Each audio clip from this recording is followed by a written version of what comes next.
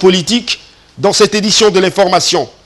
Également en titre hors de nos frontières, au Zimbabwe, malgré la révocation de plus de 200 d'entre eux la semaine dernière, les médecins du secteur public ont décidé de poursuivre les manifestations. Voilà pour la vitrine. Bonsoir à tous et merci de nous retrouver sur les antennes de la télévision du monde pour cette édition de l'information de ce 11 novembre 2019. Édition que nous ouvrons par cette convocation du corps électoral en vue du double scrutin municipal et législatif du 9 février 2020. La classe politique accueille favorablement la décision du président de la République Paul Biya à Douala. Un tour dans les différents QG dans cet élément. La convocation du corps électoral en vue des élections municipales et législatives prévues le dimanche 9 février 2020 n'est pas une surprise pour des leaders politiques établis dans la métropole économique du Cameroun. Pour Jean-Jacques Lenguemalapa, maire du 1er arrondissement de la ville de Douala et par ailleurs président de la section RDPC Vouri 1, l'on avait donc déjà peaufiné la stratégie en vue de ratisser large dans la perspective de ces échéances électorales. Nous sommes particulièrement sereins. Parce que, une fois encore, le président de la République a démontré toute la légalité, n'est-ce pas, dans sa fonction. Et comme nous le savions tous, le délai ultime pour convoquer le corps électoral, c'était, je crois aujourd'hui, le 11 novembre 2019.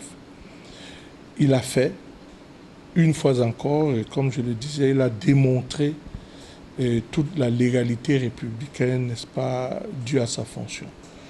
Nous ne sommes pas surpris et bien entendu, nous du RDPC, nous avions déjà commencé à nous préparer en attendant les directives de la hiérarchie du parti pour que nous nous mettions véritablement en branle. Même son de cloche au sein du PURS, le peuple uni pour la rénovation sociale de Serge Expoir Matomba, candidat à l'élection présidentielle d'octobre 2018. Cette formation avait depuis belle lurette engagé l'opération d'enrôlement des candidatures dans la perspective de ces consultations annoncées. Le PURS va présenter des candidats dans plusieurs communes au Cameroun et dans plusieurs départements. Le PURS ne peut pas se prévaloir d'avoir une force suffisante pour aller dans les 360 communes. Je l'ai dit, l'idéal aurait voulu que nous puissions retrouver une paix totale. Mais ce qu'il faut aussi dire, c'est que la politique de la chaise vide n'a jamais aidé. Si nous sommes rendus aujourd'hui dans cette situation, c'est parce que certains ont estimé à un moment donné qu'ils ne pouvaient pas participer aux échéances. Et aujourd'hui, on a un Parlement qui appartient plus ou moins à une seule force politique. Au sein du QG de Franklin Differ Afanoui, candidat à l'élection présidentielle du 7 octobre 2018 et président national du Programme national pour la paix au Cameroun, la convocation du corps électoral en vue de ces élections locales au Cameroun n'est pas une surprise. D'ailleurs, la formation politique de cet homme de foi avait déjà engagé des opérations de ratissage sur le terrain. Moi, je veux aller dans les élections. Je ferai part de ces élections. On va participer. Parce qu'on se préparait depuis pour participer dans les zones où on juge importantes pour participer. Donc, nous, on est prêts depuis. On se prête parce qu'on veut participer. Donc, mais avec un cœur qui est un peu vraiment inquiet de ce qui se passe au nord-ouest et au sud-ouest. Pour Carlos Ngualem, adjoint au maire du 5e arrondissement de la ville de Douala, par ailleurs cadre du social-démocratique Front, la convocation du corps électoral précède une stratégie savamment mise en œuvre par le Parti de la Balance au sein de cette circonscription électorale. Nous préparons notre projet communal depuis des lustres. D'ailleurs, vous avez eu l'occasion de couvrir nos activités et constater que nous sommes régulièrement sur le terrain pour communier avec la population, pour travailler avec elle sur les problèmes auxquels elles sont confrontées, notamment les problèmes des routes, les problèmes d'enlèvement des ordures ménagères, la fiscalité locale et bien d'autres préoccupations qui sont exprimées par nos populations tous les jours. Pour ce qui est des préalables liés à la réforme du code électoral ou tout simplement la crise anglophone, posée comme condition préalable à la tenue des prochaines échéances électorales au Cameroun par certaines formations politiques au sein du parti du Flambeau Ardent, l'on soutient que ce double scrutin annoncé s'inscrit strictement dans le cadre de la légalité républicaine. Le dialogue national initié par son Excellence M. Paul Biya, présidé par le docteur John Gouté, Premier ministre, va probablement conduire vers des résolutions qui, comme nous pouvons le constater, au lendemain, n'est-ce pas, de ce dialogue national-là, désamorcer, n'est-ce pas, les tensions dans ces différentes zones, chez nos frères du nord-ouest et du sud-ouest. De manière unanime donc, les leaders politiques dans la ville de Douala entendent de jouer leur partition pleinement au cours de cette élection municipale et législative au Cameroun. Les usagers de la route du département de la MIFI désormais mieux sensibilisés sur les comportements pouvant entraîner des accidents de circulation. Une sensibilisation a été faite par la délégation départementale des transports de la MIFI. Les précisions de Praxet Lou et de Herbert Kwam. Cette marche sportive de sensibilisation des usagers de la route du département de la MIFI, initiée par la délégation départementale des transports de la MIFI, avait pour point de départ l'esplanade de la dite délégation et pour point de chute le lieu de regroupement des agences de voyage installées dans la ville de Bafoussam, en passant par le carrefour Auberge, le marché A, la préfecture, le carrefour Madelon et la gare routière, entrée de la ville. Cette marche sportive de sensibilisation, rendue à sa deuxième édition, a donné l'occasion aux participants que sont le personnel de la délégation départementale des transports de la MIFI et ses partenaires de distribuer aux usagers de la route pendant tout le parcours 2000 prospectus conçus par le ministère des Transports et portant des messages de sensibilisation. La délégation départementale des transports de la MIFI, en collaboration avec ses partenaires, les auto-écoles, les agences de voyage, les motos-taximans, etc., vise essentiellement deux objectifs. Le premier objectif, c'est de renforcer les liens de solidarité, la cohésion sociale entre la délégation départementale et ses partenaires. Et le deuxième objectif, c'est de sensibiliser les populations. C'est pour cela que nous avons prévu 2000 prospectus édités par le ministère des Transports, 1000 prospectus qui ont été remis aux populations, 500 prospectus aux conducteurs et aux chauffeurs et 500 prospectus aux passagers. Il est à noter que la prévention routière est une affaire de tous. Chacun doit se sentir concerné, toujours dans le souci de tordre le cou aux mauvaises pratiques afin de réduire, à sa plus simple expression, les accidents de la circulation. Un concours est en cours dans le département de la MIFI en vue de déterminer les structures de transport et auto-écoles qui respectent les normes, la réglementation en vigueur et offrent un service de qualité au public.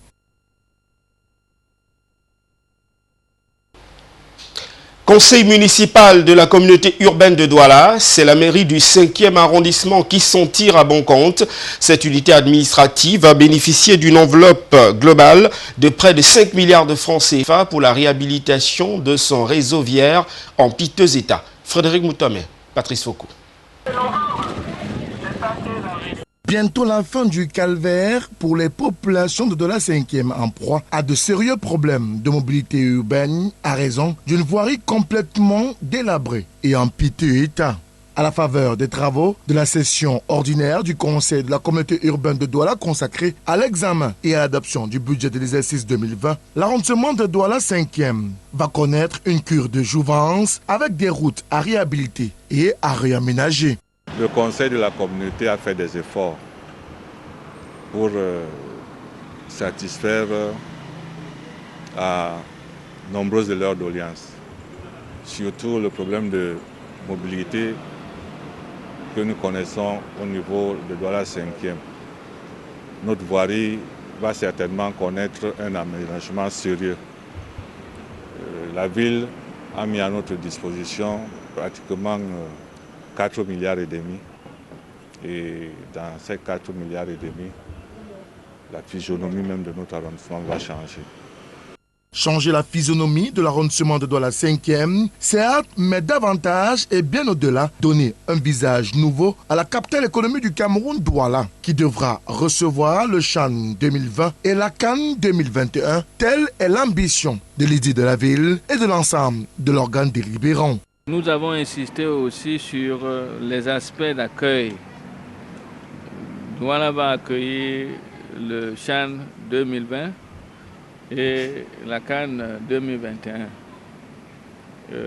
C'est des rencontres qui demandent une certaine préparation en termes de conditionnement de la ville.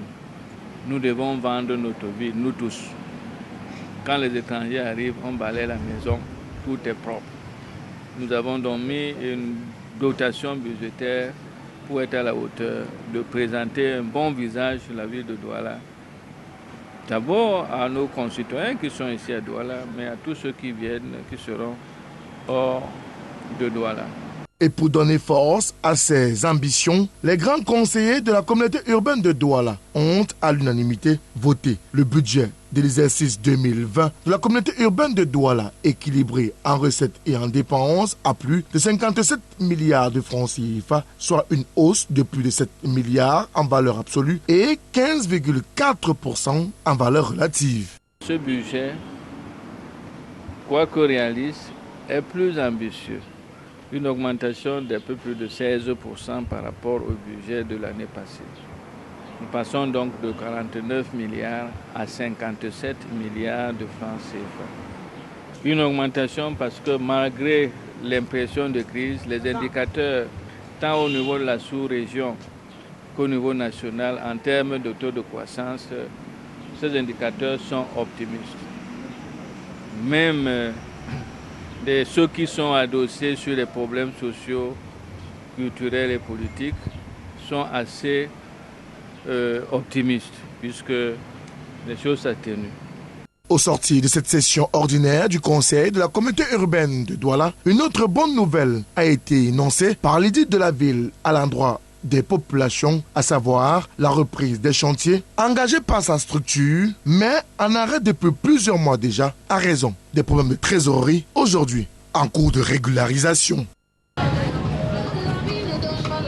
Dans la partie septentrionale du Cameroun, la commune de Lac-d'Eau a tenu une session de son conseil municipal consacrée à l'examen du budget pour les 12 prochaines années. Un budget équilibré en recettes et dépenses à la somme de 3 milliards 190 millions de francs CFA et dont une bonne partie sera consacrée au projet de développement socio-économique. Précision, Seydou Fonzier, Zobel Apollinaire Ban. La politique des grandes opportunités, telle qu'impulsée par le président de la République, Paul Biya, trouve une réponse véritable à Lac-d'Eau, où la commune de la localité met sur la table une enveloppe de 3 milliards 190 millions de francs CFA pour implémenter les projets de développement socio-économique au profit des populations. Le budget équilibré en recettes et en dépenses a été voté et adopté au cours du conseil municipal présidé par le maire Mama Abakaï en présence du préfet du département de la Benue, Oumarou Hamanwa. Ce que j'ai entendu aujourd'hui, ce que j'ai lu dans les documents qui ont été soumis à notre appréciation, démontre que à Lac-d'Eau, vous ne dormez pas. 400 milliards d'investissements en 6 ans ou 7 ans. Ce n'est pas donné à n'importe quelle commune de le faire. Et ces investissements, ce n'est pas des chiffres en l'air, c'est des réalités concrètes. Vous devez être fiers de vous. Et vous allez affronter la tête haute ce qui va venir dans les prochaines semaines, dans les prochains mois. Et nous allons faire en sorte que ce que vous avez fait soit su de tout le monde. Ce budget a connu une augmentation de 364 millions de francs CFA en valeur absolue et 11% en valeur relative. Et parmi les projets prioritaires, il y a l'éducation. La commune a mis déjà à la disposition des pouvoirs publics ces 240 millions à travers une convention signée avec le FECOM, dont pratiquement la commune pour les 3 ans n'a pas d'effort à faire parce qu'on a demandé une avance de trésorerie que nous avons obtenue auprès du FECOM. Et l'État a déjà mobilisé sa part de 1,5 milliard pour le contrat plan pour 2020. Les autres, avec nos partenaires, le FECOM, le PNDP, Pagiraf, la GIZ Pradec, la GIZ Pars, le Prodel, la SNV, le PROSEC, nous allons mobiliser les autres. Donc, nous partons sur des bases réelles. Au FECOM, toutes les conventions sont disponibles pour 300 millions. Les crédits transférés sont disponibles à travers les allocations de près de 500 millions. Nous avons le contrat plan qui est disponible à travers une convention qui est signée. En plus de l'éducation, il y a des projets qui concernent l'hygiène et la salubrité. Nous pensons que tout ce qui nous reste, c'est l'exécution. C'est le suivi pour que ces projets puissent être réalisés dans les temps impartis et qu'ils puissent améliorer les conditions de vie de nos populations. La jeunesse et le sport, l'eau et l'énergie, la protection de l'environnement, la promotion de la femme et de la famille, la promotion de l'artisanat, de l'agriculture, de l'élevage et de la pêche font également partie de ce projet inscrit dans le plan de développement de la commune de Lac-d'Eau. Nommé par décision du président national du mouvement pour la renaissance du Cameroun, le professeur Maurice Kamto, maître André-Marie Tessa est désormais le secrétaire par intérim de la fédération régionale du MRC dans la région de l'ouest du Cameroun. Il a été récemment installé à Bafoussam par la deuxième vice-présidente de cette formation politique, Diran Balbin Noah. Les précisions de Praxed Toulou et de Herbert Kwamo. Après plusieurs mois de vacances suite au décès de Christophe Kamdem, ancien secrétaire de la Fédération régionale du MRC pour la région de l'Ouest, Tassa André présidera désormais de manière intérimaire aux destinées du mouvement pour la renaissance du Cameroun dans la région de l'Ouest. En l'installant dans ses fonctions, la deuxième vice-présidente du MRC, Diran Balbin Noah, a tenu à éclairer les militants et sympathisants sur l'option de la nomination choisie par le président national du mouvement pour la renaissance du Cameroun, le professeur Maurice Kamto, avant de lui dérouler sa feuille de route. De manière consensuelle, justement, nous avons trouvé le nouveau secrétaire par intérim de la fédération régionale du mouvement pour la renaissance du Cameroun à l'ouest. Maintenant, la feuille de route de notre nouveau secrétaire, justement, c'est de continuer à diriger le parti dans la région de l'ouest. Nous attendons de lui qu'il réunisse encore davantage un maximum de militants pour la cause du mouvement pour la renaissance du Cameroun dans la région de l'ouest. Nous attendons de lui qu'il organise à son niveau, au niveau régional, la conquête des sièges pour les municipalités et les législatives. Le nouveau secrétaire de la Fédération régionale du MRC de la région de l'Ouest compte œuvrer pour le rayonnement et ambitionne rafler la majorité des communes et des sièges au Parlement dans la région du soleil couchant. Je crois que tout a été dit lors du mot de la deuxième vice-présidente tout à l'heure. Elle vous a clairement dit pourquoi il fallait absolument que la région de l'Ouest soit dotée d'un responsable. Récemment, nous avons perdu le leader et on ne pouvait pas rester dans cette situation, surtout qu'il y a des échéances qui nous attendent. Il est à noter que le mandat de Tassa André-Marie à la tête de la Fédération régionale du mouvement pour la renaissance du Cameroun dans la région de l'Ouest court jusqu'à l'organisation l'année prochaine des élections au sein de la dite fédération.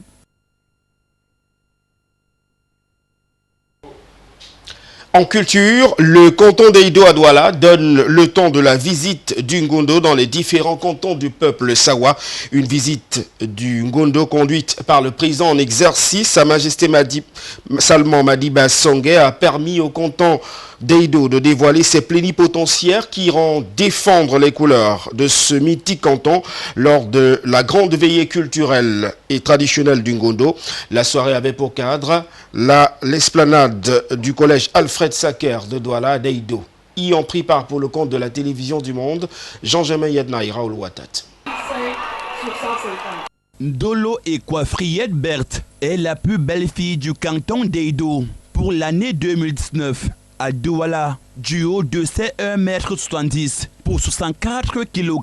Cette étudiante de 2e année, faculté des sciences juridiques et politiques à l'université de Douala, a remporté la couronne de Miss du canton Bonebele d'Aïdo de l'édition du Ngondo Musango 2019. À travers sa silhouette imposante, cette demoiselle de 21 ans a impressionné le jury par son éloquence, son intelligence et sa maîtrise de la culture Sawa.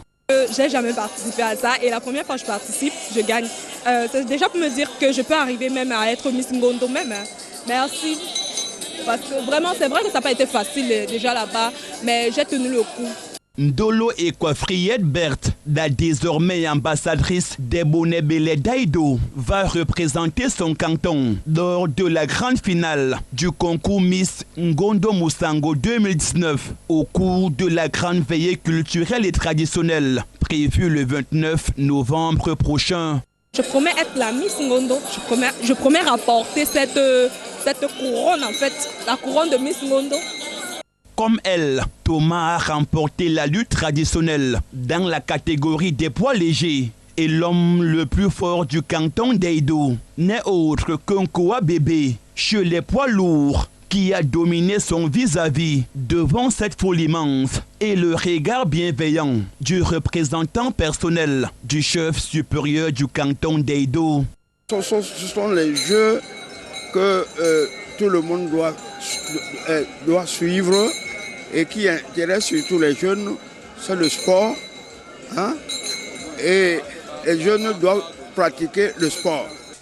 Nos lutteurs, ils ont des capacités et je peux vous assurer que nous pouvons remporter la victoire finale au niveau des lutteurs, au niveau des Miss et tout. Nous sommes confiants. Et pour cette première étape inaugurale de la traditionnelle visite du Ngondo dans les cantons, d'Edo a fait carton plein ce samedi 9 novembre 2019 et cristallisé l'attention des populations à travers des articulations qui ont meublé cette soirée. Nous avons pu atteindre notre but à partir des objectifs qu'on s'était fixés. Vous voyez vous-même les résultats.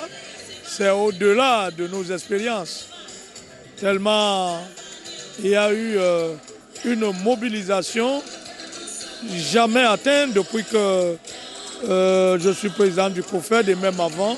Après d'Aïdo, qui s'est achevé par la remise des trophées et autres distinctions honorifiques aux méritants, Ngondo met le cap ce mercredi 13 novembre sur la cour royale de Ndogbon. Nous sommes dans le canton Bassa, à Douala. En fait société, une partie du village de la foire du Ngondo a volé en éclats. Aux premières heures de ce lundi 11 novembre 2019, les flammes qui ont déclenché aux environs de 5 h du matin ont consumé plusieurs stands du festival culturel et traditionnel du peuple Sawa. Informé du sinistre, le chef supérieur du canton Bel est descendu au Parc des Princes de Bali à Douala pour s'enquérir de la situation. Jean-Germain Yedna, Patrice Foucault. Des flammes en plein cœur de la foire du Ngondo à Douala, l'incendie qui s'est déclenché autour de 5 h du matin de ce lundi 11 novembre 2019 a réduit en cendres une bonne partie des stands. Beaucoup de stands ont brûlé, beaucoup de pertes, pas de pertes en vie humaine, mais beaucoup de pertes en vie matérielle. C'est grave, il y a beaucoup de gens qui ont perdu énormément de choses. Vous-même vous voyez, donc je n'ai même pas besoin de trop parler. Et si pour l'heure, l'origine des flammes reste encore inconnue, selon certaines indiscrétions, le feu serait parti d'un congélateur, d'un des stands sinistrés, branché de façon anarchique. L'organisation a vraiment été négligée et c'est vraiment déplorable que les gens investissent tant d'argent avec une légèreté aussi pareille venant de la part des organisateurs. C'est déplorable et ça fait mal. Informé du sinistre du parc des Princes de Bali à Douala, le chef supérieur du canton Bel et ses notables sont descendus au lieu de la foire du Ngondo pour s'enquérir de la situation. Les éléments, le constat de cet incendie, même s'il a commencé vers 5h30 ce matin, et de façon hasardeuse, nous sommes en train de prendre nos dispositions pour savoir exactement comment, notre état de crise, pour savoir exactement comment on va s'organiser, mais sachez que nous prenons les dispositions qui conviennent. Tout en rassurant les responsables des stands qui ont subi la furie des flammes et ceux des occupants non sinistrés. Des mesures urgentes qui seront prises pour réparer le préjudice. Sa Majesté Jean-Yves et Bumbu Douala Mangabel, roi du canton Djonjo, a rassuré les populations de la ville de Douala et du Cameroun en général que la foire du Ngondo Moussango 2019, malgré l'incident, va se poursuivre sereinement. 6 au parc des Princes de Bali à Douala. Oui, en fait, rien ne va s'arrêter. Ce qui va se passer d'abord, c'est qu'on va essayer de comprendre exactement ce qui s'est passé, de voir quelles dispositions sont à prendre en urgence, de manière à ce que la grande fête ne s'arrête pas malgré la situation, parce que ce n'est qu'une petite partie du parc des Princes qui a pris cet incendie. Donc ça veut dire en fait qu'il faut qu'on s'organise véritablement et que chacun se rassure que toutes les mesures adaptées seront prises. Voilà, merci. Et au moment où nous prenons congé des sinistrés, des éléments de l'entreprise en charge de la distribution du courant, des forces de maintien de l'ordre et certains membres du comité d'organisation du Ngondo étaient à pied d'œuvre pour remettre tout à l'ordre. Hors de nos frontières, à présent, rendons-nous au Zimbabwe où malgré la révocation de plus de 200 d'entre eux la semaine dernière, les médecins du secteur public ont décidé de poursuivre leur manifestation. Les précisions de nos confrères d'Africa News. Malgré la révocation de plus de 200 d'entre eux la semaine dernière, les médecins du secteur public du Zimbabwe sont décidés à poursuivre leur manifestation. Selon la presse locale, ils déclarent être déterminés à faire instaurer l'équité dans le secteur de la santé. Les grévistes ont été suspendus par les autorités pour leur participation à la mobilisation qui paralyse depuis 2 mois les hôpitaux publics du pays. Ils exigent du gouvernement une revalorisation des salaires dont la valeur a fondu à cause de l'hyperinflation et de la dévaluation de la devise locale. Ils affirment que leur salaire ne dépasse plus l'équivalent d'1 centaine d'euros par mois. Les médecins ont rejeté toutes les hausses de salaire proposées par le gouvernement du président Emmerson Mnangagwa, qui a obtenu de la justice qu'elle déclare leur grève illégale et leur ordonne de reprendre le travail. Face à leur refus, les autorités ont engagé des procédures disciplinaires contre les récalcitrants. Les fonctionnaires zimbabwéens qui exigent eux aussi une revalorisation des salaires ont à leur tour appelé à manifester mercredi dans les rues de la capitale Harare. Coupe d'Afrique des Nations des moins de 23 ans en Égypte. Le Cameroun enregistre sa première victoire de la compétition. Les poulains de Riwer Sombarnak ont battu le Mali cet après-midi pour leur 2e sortie. Score de la partie, 1-0. Zobel Apollinaire Mban. Le Cameroun se relance dans le groupe A après sa victoire cet après-midi sur le Mali, 1-0. Cette première victoire de la compétition, Rigobert Song la doit bien à l'ensemble de son groupe, mais surtout à son attaquant Franck Evina, devenu buteur providentiel des U23 camerounais. C'est lui qui avait permis au Cameroun de prendre l'avantage face au Ghana lors de la première sortie vendredi dernier. C'est lui qui permet également au Cameroun d'enregistrer ses 3 premiers points de la compétition grâce à son unique but inscrit à la 76e minute de jeu. Sur l'ensemble de cette rencontre, les Maliens auront dominé en termes de possession de balles, soit 53 contre 47% pour le Cameroun.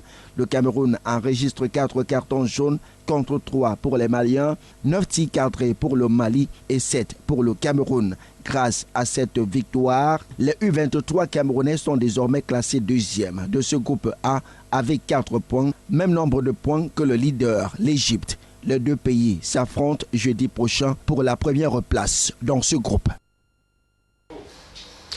C'est ici que prend fin cette édition de l'information ce soir. Merci de nous avoir accordé votre attention. Restez sur nos programmes qui se poursuivent. Bon début de semaine à tous. Au revoir.